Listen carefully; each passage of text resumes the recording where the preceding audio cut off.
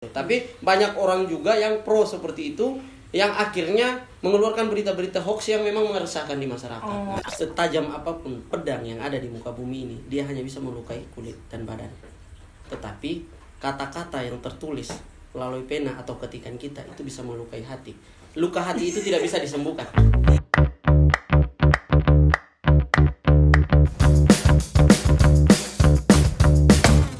Halo semua, perkenalkan saya Karuna Dugatada. Dan saya Andreas Ayu. Kami dari program studi Ilmu Komunikasi Fakultas Ilmu Sosial dan Ilmu Politik Universitas Nusa Cendana Kupang.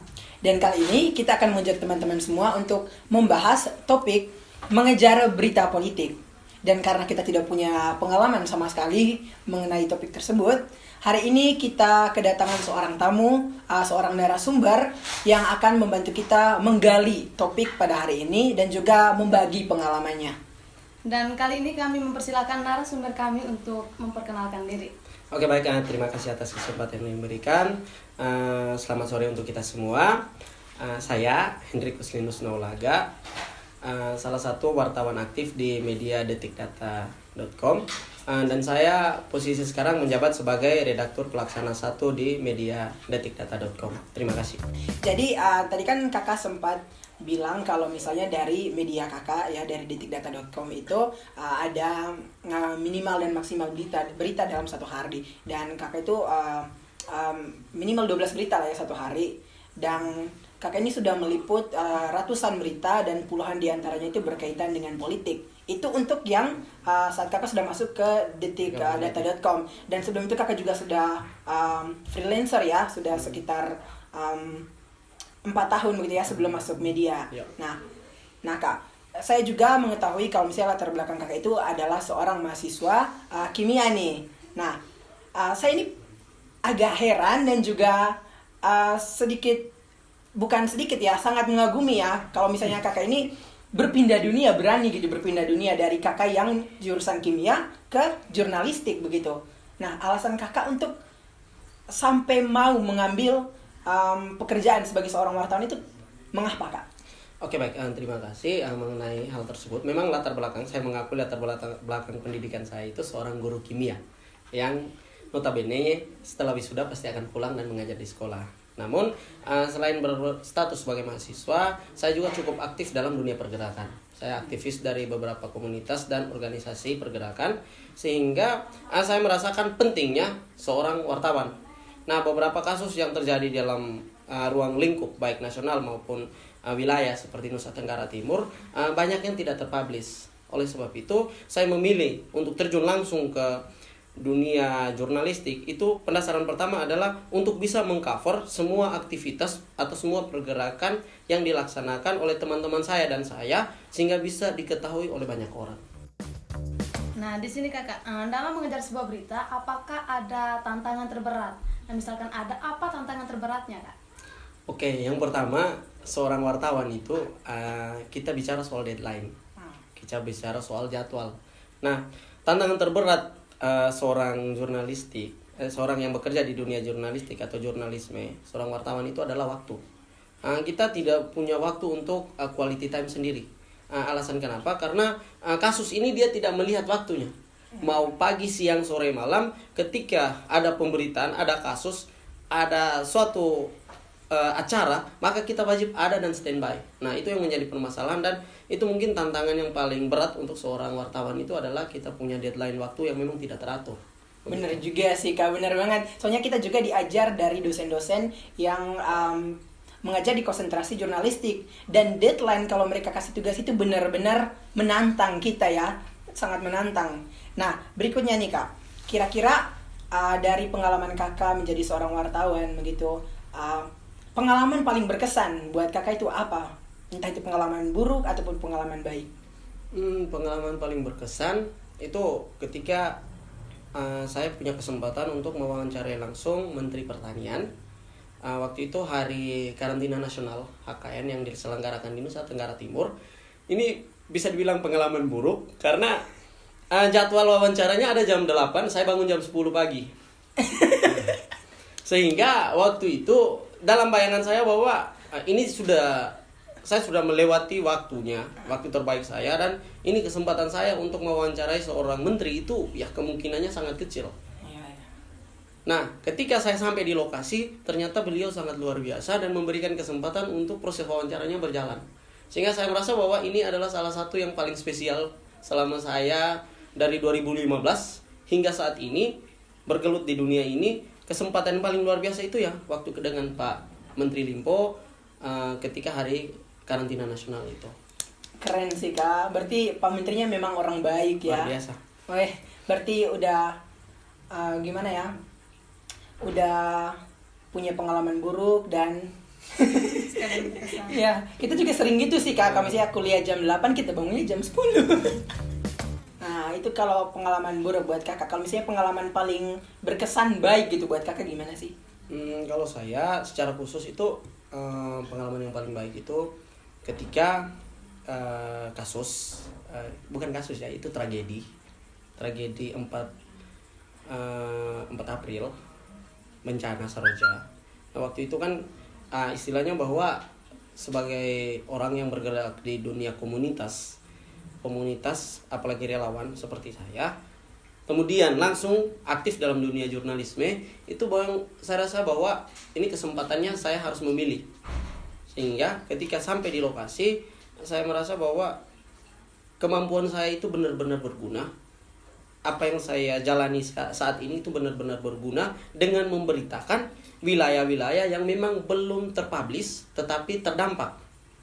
Termasuk salah satu di desa yang ada di Kecamatan Nileboleng. Waktu itu ya memang kita bicara soal bahkan mempunyai status yang cukup tinggi, bahkan 01 Indonesia hadir di sana. Tetapi kita melupakan bahwa ada satu daerah kecil, dusun kecil yang ada di desa Nileboleng, desa tetangga dengan desa tersebut adalah desa yang pertama kali mengalami dampak banjir, tetapi karena tidak terpublish sehingga masyarakat dibiarkan. Nah, ketika saya hadir di sana dengan status saya sebagai relawan, memang saya membantu mereka. Tetapi dengan saya berstatus sebagai seorang wartawan, maka saya bisa mempublish sehingga masyarakat dan pemerintah mengetahui, maka tidak hitungan hari, hitungan 3 sampai 24 jam, pemerintah langsung turun dan ambil alih situasi di lokasi. Itu luar biasa untuk saya. Keren sih Kak, jadi bisa dibilang lah Kakak itu bisa jadi seorang pahlawan lah untuk orang-orang di sana ya. Itu sangat berjasa gitu. Ya lumayan lah. Intinya bahwa bisa bangun komunikasi yang baik dengan masyarakat. Berpengaruh juga ya bagi saya. Sekarang saya pengen jadi seorang jurnalis. Saat syuting ini, tahu setelah ini. Nah, bagaimana tanggapan kakak mengenai tokoh-tokoh politik yang pernah kakak liput? Apakah citra yang mereka berikan itu sesuai dengan citra mereka, Kak? Oke baik, kalau tokoh politik di Nusa Tenggara Timur, saya tertarik dengan satu tokoh politik. Dia politisi perempuan, Mama Emi Nomleni. Itu luar biasa sekali. Kalau bicara soal dia punya reputasi, yang saya tahu orangnya memang pembawaannya, sifat keibuannya luar biasa, baik di luar aktivitas politik maupun di dalam dia punya aktivitas politik. Bahkan di gedung dewan sekalipun sifat keibuannya itu muncul. Seorang Emi Nomleni itu dia menunjukkan bahwa dia benar-benar ibu, mau di dalam dunia politik maupun di luar, sehingga citra yang dia bangun itu memang benar-benar sesuai. Tetapi tidak semua politisi seperti itu. Ada beberapa politisi yang memang citranya di depan kamera itu luar biasa baik sekali, pengertian sekali, tetapi ketika di belakang luar biasa tidak pengertian. Kalau misalnya pengalaman Kakak nih dengan yang politisi yang seperti itu, gimana itu Kak? Oke baik, namanya kami itu kode etik kami adalah salah satu kode etik itu adalah kita apapun terjadi kita harus profesional. Harus profesional. Sehingga kita istilahnya bahwa mood dari seseorang itu kita harus bisa memahami psikologi dan tekanan. Nah, ketika situasi bahwa kita harus berhadapan dengan seorang politisi misalnya dalam tanda petik, itu kan biasanya mereka juga dengan deadline yang luar biasa. Sehingga intinya selama tidak menghalangi pekerjaan kami dan selama masih menghargai profesi kami, maka kami apapun yang mereka lakukan itu kami masih mengiyakan, mengaminkan itu. Tetapi kalau memang menyinggung profesi atau status kami, maka itu sudah kita bicara lain. Bahwa karena yang semua kita ketahui bahwa wartawan itu kan kerja dengan payung hukum, undang-undang melindungi. Sehingga kalau memang dia menjalankan tugasnya sesuai dengan jabatannya dan kami menjalankan tugas sesuai dengan kami punya profesionalisme, maka tidak jadi sebuah masalah. Intinya bahwa seperti apapun kita berusaha untuk tetap senyum, positive thinking saja. Jadi intinya tetap profesional. Iya. Oke, berikutnya nih Kak, kan kita belakangan ini membahas materi soal ungkapan personal, pembicaraan politik untuk identitas. Jadi di mana seseorang itu melabelkan diri dia, kalau misalnya dia itu contohnya mendukung Presiden Jokowi, tapi dia tidak benar-benar mendukung Pak Presiden Jokowi nih, dia tidak benar-benar ikut pemilu dan mendukung Pak Jokowi, dia golput bahkan ya, dia juga tidak ikut aktivitas ataupun tidak mengikuti update dari Pak Jokowi nih. Nah, kira-kira orang-orang yang punya pembicaraan politik untuk identitas itu di lingkungan Kakak sebagai seorang wartawan itu ada nggak sih Kak? Yang pertama, wartawan itu sebenarnya dilarang keras untuk masuk dalam dunia politik atau mendukung salah satu politisi.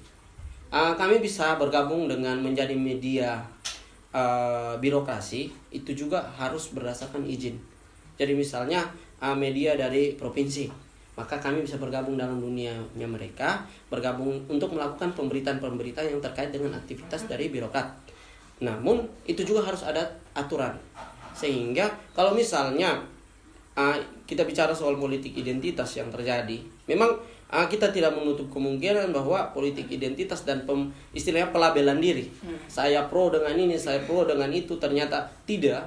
Itu untuk kami bahwa selama seorang wartawan itu dia tetap memegang kode etiknya, maka sebenarnya tidak jadi masalah begitu. Tapi banyak orang juga yang pro seperti itu, yang akhirnya mengeluarkan berita-berita hoax yang memang meresahkan di masyarakat. Nah, itu yang kita takutkan sebenarnya. Jadi intinya memang harus patuh dengan kode etik gitu ya Kak. Oke. Begini Kak, berita politik itu kan dinamis. Nah, bagaimana pengalaman dan cara Kakak beradaptasi dengan perubahan tersebut Kak? Oke, baik. Mengenai berita politik yang dinamis, nah kita juga tahu bahwa situasi politik itu dinamis. Apalagi politik Indonesia yang begini luar biasa terbuka saat ini, sehingga memang kalau bicara seorang wartawan tadi, saya tekankan tadi bahwa kami bicara itu kami bekerja dengan real aturan kami adalah kode etik seorang jurnalisme atau seorang wartawan. Jadi kalau misalnya kita bicara soal politik, perkembangan politik itu mau sedinamis apapun, dia tidak mempengaruhi seorang wartawan dalam pemberitanya selama dia tetap profesional. Dia tidak memihak satu kubu atau tidak memihak satu partai politik begitu. Dia tetap istilahnya bahwa dia memberitakan itu beritanya berimbang, tidak memihak. Maka perkembangan dinamika seperti apapun, naik turunnya seperti apapun, kita tetap akan bisa menyesuaikan.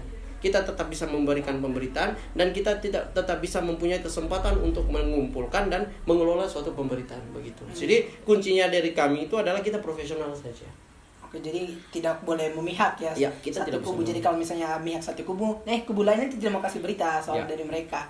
Oke. Nah, berikutnya nih Kak. Nah, kan Kakak udah meliput banyak sekali berita. Nah, kiranya ekspektasi Kakak dari berita-berita yang sudah Kakak liput itu bagaimana Kak? Harapan Kakak berita itu berguna bagi masyarakat dan lain sebagainya. Oke, baik. Seperti yang kita ketahui bahwa perjalanan untuk sampai ke fase ini dengan berbagai macam dinamika yang saya alami, memang saya melihat walaupun tidak semua, tetapi dampak dari pemberitaan yang saya buat itu memang sudah mulai terasa. Sedikit-sedikit sudah mulai terasa. Terutama kasus-kasus yang memang tidak terlalu terupdate. Kalau kasus-kasus yang menjadi kasus-kasus seksi istilahnya dalam petik viral di dalam mau di region NTT, kabupaten ataupun nasional, maka itu tidak terlalu. Tetapi salah satu yang saya senang dari media yang tempat saya dengan teman-teman bekerja ini adalah kami punya satu pemberitaan, itu pemberitaannya kami fokus ke masyarakat, mengupdate masyarakat yang kurang mampu, yang mempunyai anggota keluarga yang mengalami sakit kronis.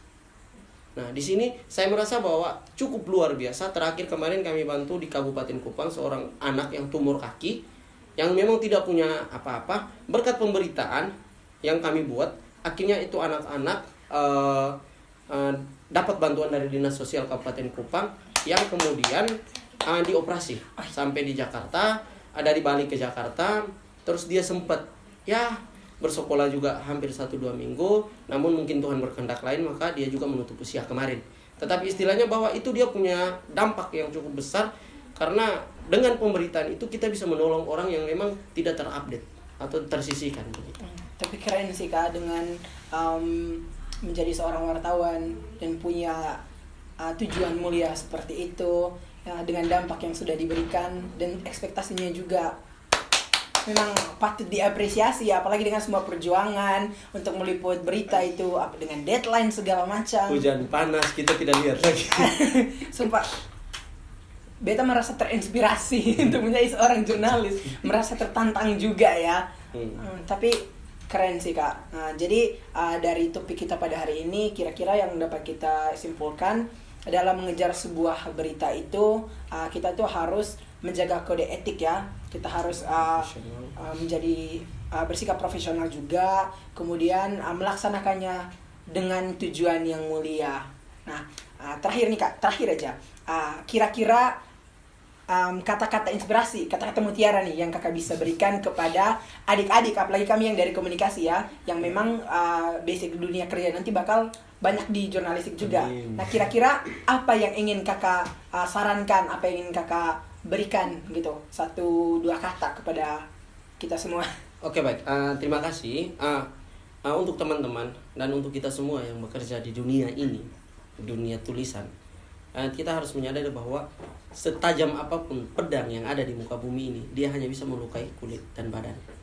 Tetapi kata-kata yang tertulis melalui pena atau ketikan kita itu bisa melukai hati. Luka hati itu tidak bisa disembuhkan.